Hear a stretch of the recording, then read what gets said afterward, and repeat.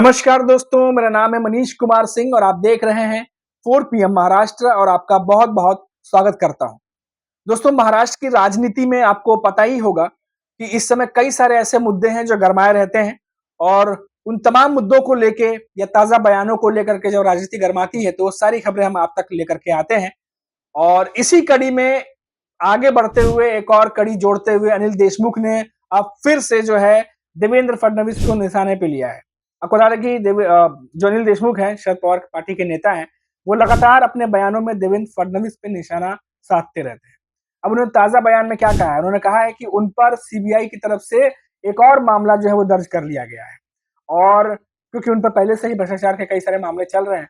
और उनके ऊपर जो दर्ज किया गया है, ये सब कुछ जो है वो उनका कहना है कि ये घबराहट है देवेंद्र फडणवीस की, जो तमाम जो चीज़ें ये सब निकल के सामने आ रही। क्योंकि महाराष्ट्र में महायुति के खिलाफ जो है वो हवा बह रही है और उन्हें पता है कि इस बार सरकार नहीं आने वाली और जिस तरीके से अनिल देशमुख देवेंद्र फडणवीस को निशाने पे ले रहे हैं, उनका कहना है कि इसी वजह से उन पर जो है ये नए मामले जो हैं वो दर्ज किए जा रहे हैं और ये घबराहट है देवेंद्र फडणवीस की।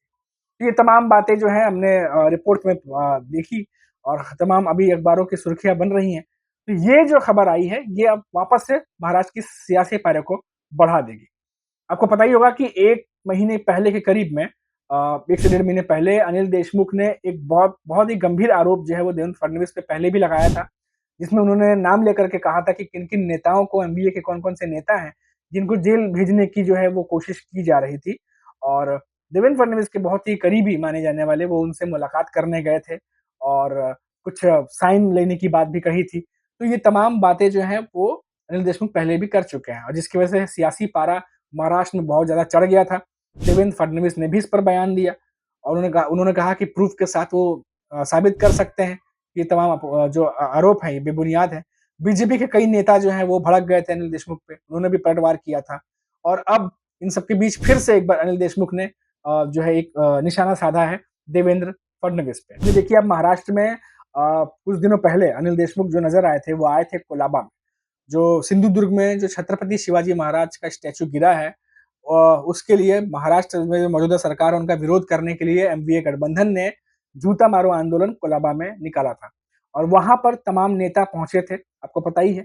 उद्धव ठाकरे, शरद पवार और उसके बाद नाना पटोले की बात कर लें, सुप्रिया सुले की बात कर लें, तो अनिल देशमुख भी वहां पर मौजूद थे और उन्होंने भी जो है वहां पर मौजूदगी अपनी दर्ज कराई और महायुति को घेरने की कोशिश की और लगातार अनिल देशमुख जो हैं उनको हमने देखा कि वो लगातार देवेंद्र फडणवीस को निशाने पर लगातार ले रहे हैं और इसीलिए ये जो बयानबाजी अभी आ रही है, इसकी वजह से ये कहा जा रहा है कि अब सियासी पारा दोबारा चढ़ने वाला है क्योंकि देवेंद्र फडणवीस एक तरफ विधानसभा चुनाव में जो है व्यस्त नजर आ रहे हैं इन दिनों, क्योंकि उनकी लगातार बैठकें चल रही हैं महायुति में सीट शेयरिंग को लेकर के और इस बीच लगातार एमवीए की तरफ से अनिल देशमुख उन पर हमला कर रहे हैं। अब देखिए जो बयानबाजी है, कोशिश जो है वो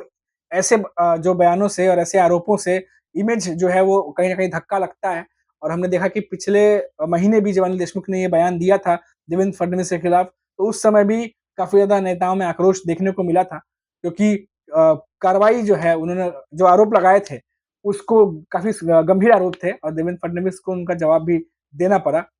इंटरव्यूज़ में भी उन्होंने कई सारे जवाब दिए थे। तो अब देखना होगा कि ये जो नया बयान दिया है उन्होंने, अब इससे राजनीति महाराष्ट्र की किस तरफ मुड़ती है और ख़ास तौर पर देवेंद्र फडणवीस के रिएक्शन का इंतज़ार करना होगा कि वो क्या कहते हैं जब अनिल देशमुख के इस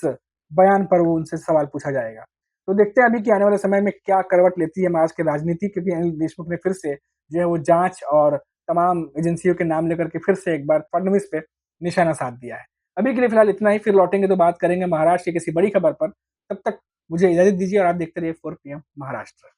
नमस्कार।